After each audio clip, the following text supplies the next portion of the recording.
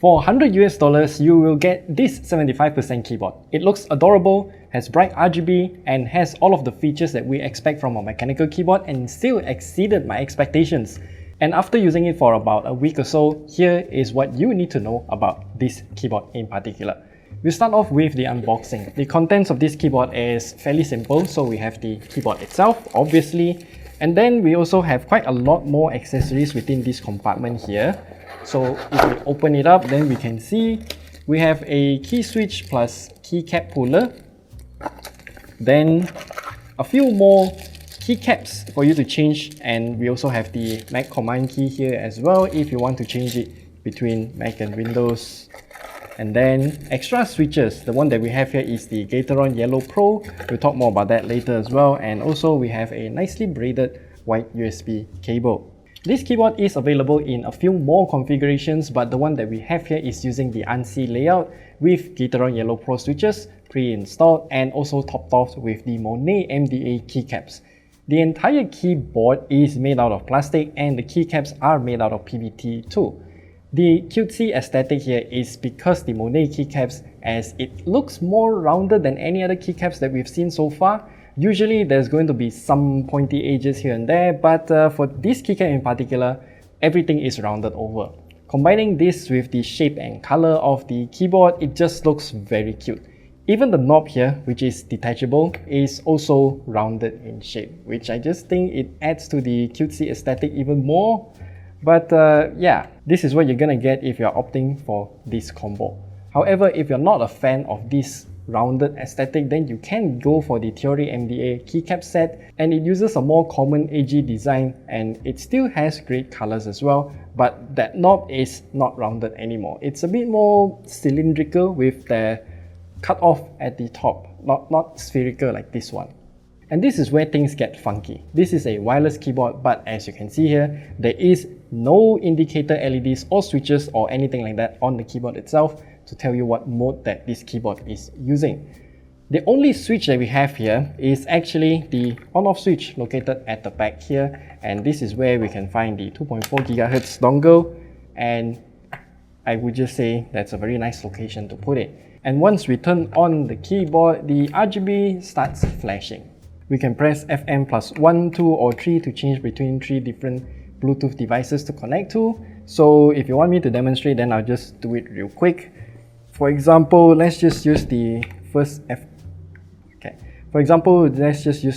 Bluetooth key here. I will hold it until it flashes. So it's flashing right now. It's time to go to my phone. It just shows BT 5.0 KB. Pair it, then it just works. That's how it is.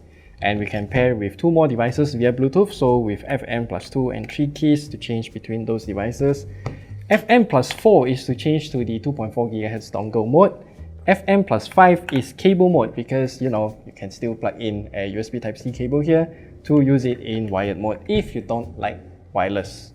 To check the battery level, we can hit FM plus B key here, and as you can see, it lights up from 1 to 7. That means it's around 70% battery. If you fully charge it, then it will be 1 to 0.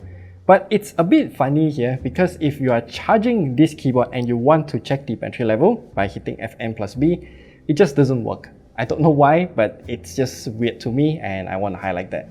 And honestly speaking, I was surprised by one of the features of this keyboard. I have a KVN at home that I use to switch between a MacBook and also my Windows PC, and I realized that this keyboard will just auto-magically switch between Windows and Mac layout, and I don't have to do anything. It just does everything on its own. Let me show you how I know this. Usually, I use all of my keyboard in Windows modes, so for Macs, I will set the Option key as Command and the Command key as Option so that it matches the Windows layout. But on this keyboard, I just don't have to. It just changes on its own. And I think this is a brilliant feature, and Epomaker didn't have to make a physical toggle to switch between Mac and Windows layout. And I think this is a win-win situation for everyone.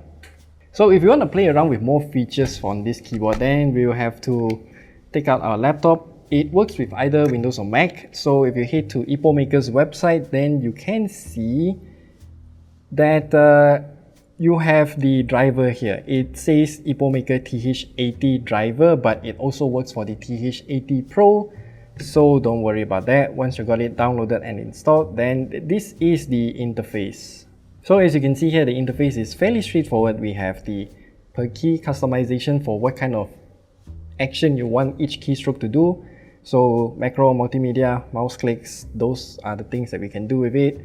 Other settings here, yeah, we can turn off the auto switching between Mac and Windows layout, but I don't know why you want to do that. Then the RGB, lighting, the Bluetooth sleep and whatnot, those kind of configurations, you can do it here as well.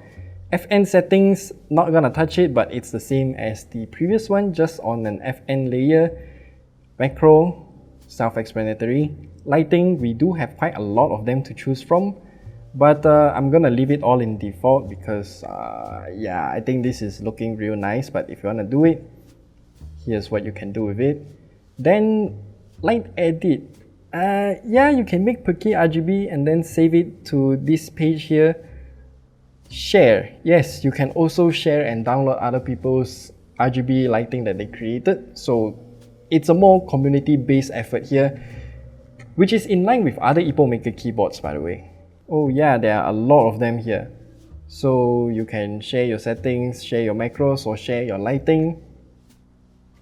Then you can create your own account here, so you can download and upload your own settings if you want to. And then about page, nothing much to check here. And that's about it. That's all of the software features available on the TH80 Pro.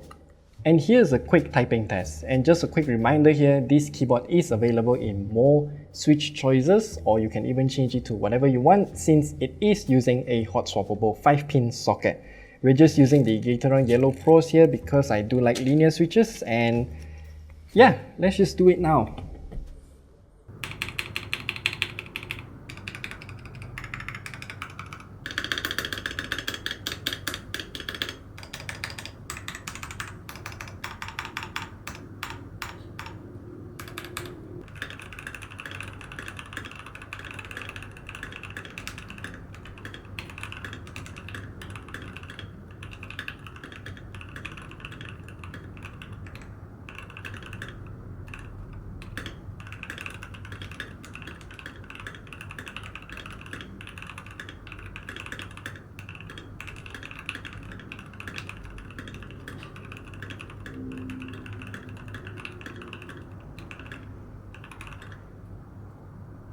This keyboard also has a 4000 mAh battery, so it will last for a very long time if we turn off the RGB lights.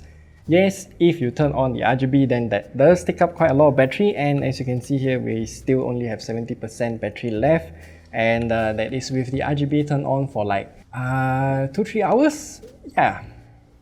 So what do you think about this keyboard? I do think that the Epomaker TH80 Pro, this keyboard in particular, is an amazing keyboard for its price, but ultimately it's not for me because I'm not a fan of 75% keyboards, because I do use my right shift key to type.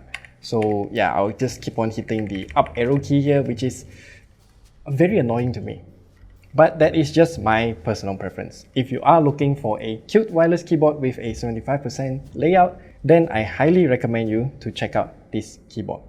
So I'll leave you all of the links on where to purchase this keyboard down in the description below, and we'll see you guys in the next video.